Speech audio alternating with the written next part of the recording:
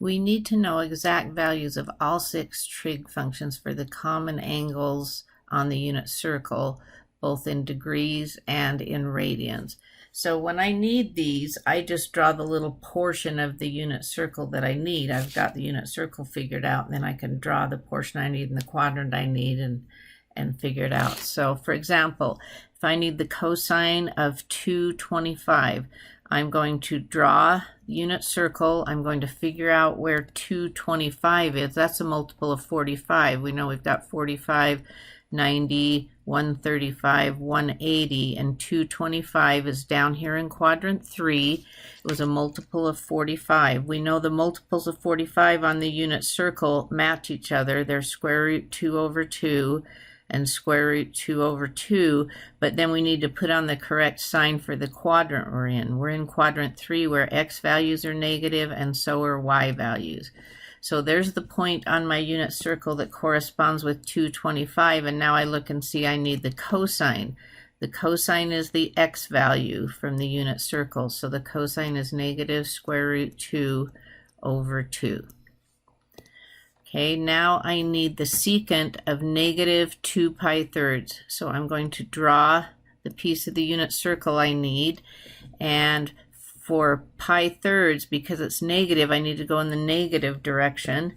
And so 1 pi thirds is here, 2 pi thirds is over here, and of course 3 pi thirds would be around a pi. So this is the one I need. Now, I don't want to make it look like it was in the middle. It's over here. When I do pi thirds, I look and that's a bigger distance to travel for the x and smaller for y. That doesn't look like it though, so let's start that part again.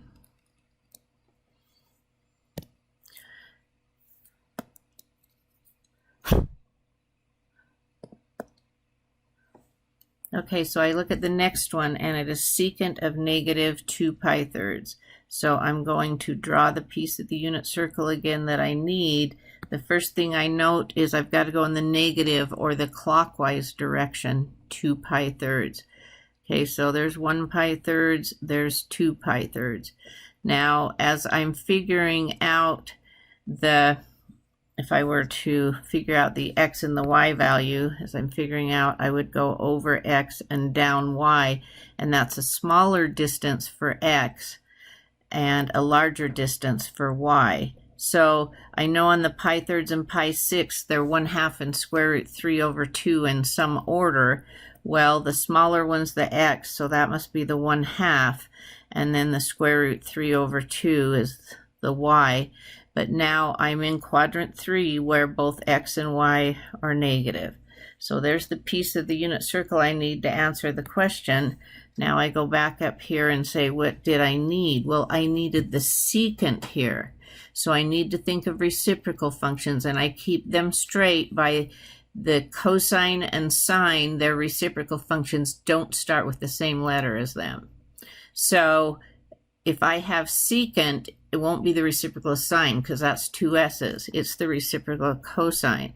So I need to take the cosine value and flip it to get the reciprocal, and that would be what the secant is. So the secant is the reciprocal of cosine, so that's going to be negative 2. Okay, let's go over to the next one.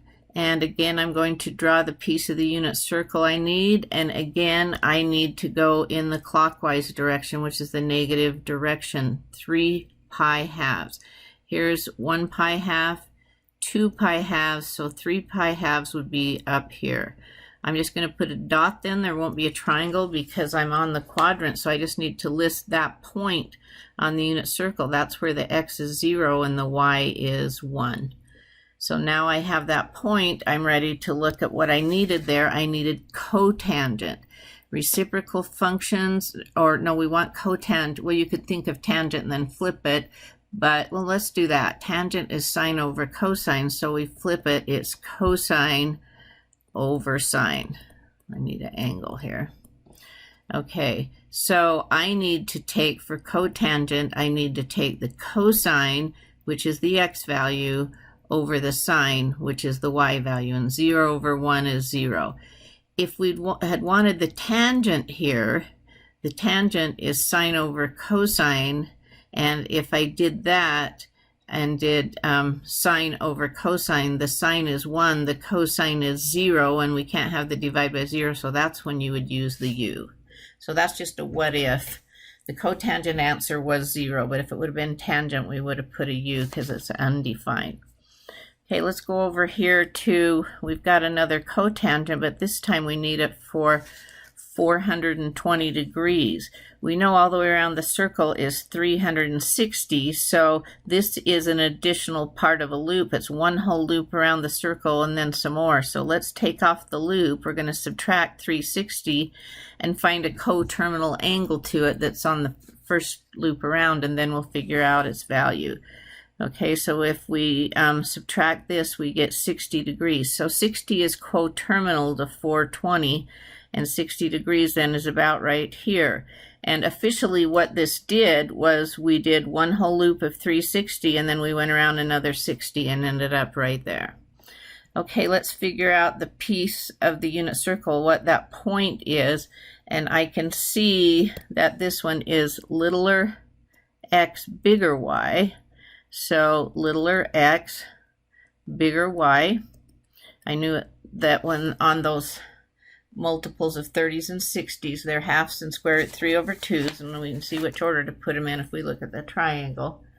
And I'm in quadrant 1 where everything's positive, so that's good. Now I need cotangent, and cotangent, we had it up here, is cosine over sine, so it's the x value over the y value. Cosine value over sine value. Now I wouldn't leave the answer like that because it's a complex fraction, so I need to flip it over and multiply. So I flip it over as 2 over square root 3. That equal sign almost made that one look like a negative, so let me fix that. Okay, the 2's will reduce, so my final answer is 1 over square root 3. I'm going to put it down here because I have all that other stuff there. You leave the answer in exact form. There is no need to rationalize, so that's a great way to leave the answer. All right, let's look at the last one. The last one is cosecant of 5 pi 6. So the first thing I'm going to do is figure out where 5 pi 6th is. We know we've got 1 pi, 2 pi, 3 pi, 4 pi, 5 pi 6 is right here. 1 pi shy of 6 pi 6, which is pi. So we're right there. And so as I'm figuring out what that would be, I can see that it is a bigger distance for x and a smaller distance for y. So the x, let me erase that and give myself enough room to write it. So the x is square root 3 over 2, and the y is the 1/2. But I'm in quadrant 2 where x values are negative, so I'll make a negative on that, but y values are positive, so leave that one alone. Okay, now I'm ready to get cosecant. It's the reciprocal function for either sine or cosine, and the reciprocal function doesn't start with the same letter of c, so this is the reciprocal function for sine. So I take the sine value here, which is 1/2, and I flip it over, take the reciprocal, and I get 2.